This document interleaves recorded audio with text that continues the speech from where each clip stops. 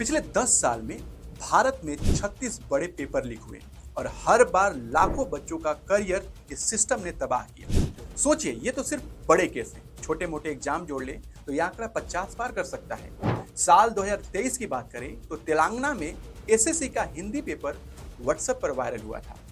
वहीं इसी राज्य में इसी साल असिस्टेंट इंजीनियर की भर्ती परीक्षा कैंसिल करनी पड़ी थी। असम आते हैं। असम में जर्नल साइंस और इंग्लिश के पेपर लीक हुए तो बच्चों को फिर से एग्जाम देना पड़ा था। राजस्थान के रीट तो आपको याद होगी, पेपर लीक का मामला बड़ी खबर बन गई थी।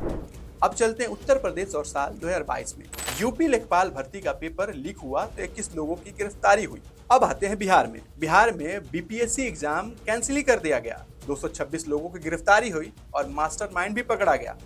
साल 2018 में आते हैं, देश में हंगामा हो गया था। सीबीएसई की 10वीं की मैथमेटिक्स और 12वीं की इकोनॉमिक्स की परीक्षा दोबारा करानी पड़ी थी। इसी साल गुजरात में कांस्टेबल भर्ती का पेपर 5-5 लाख रुपए में बिक रहा था और हर कोई खरीद रहा था, और इसमें पुलिस अफसर से लेकर बीजेपी नेताओं का नाम तक सामने आया।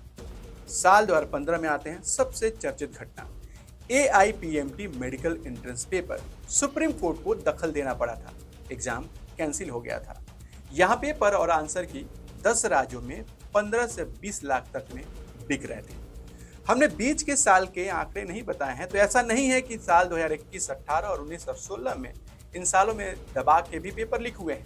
देखिए आपके स्क्रीन पर इन सालों में 2023 से लेकर 2014 में कितने पेपर लीक हुए हैं, ये सब आपको सामने स्क्रीन पर दिखाई दे रहा होगा। अब सवाल है कि पेपर लीक होता क्यों है? जवाब है सिस्टम की कमजोर लापरवाही।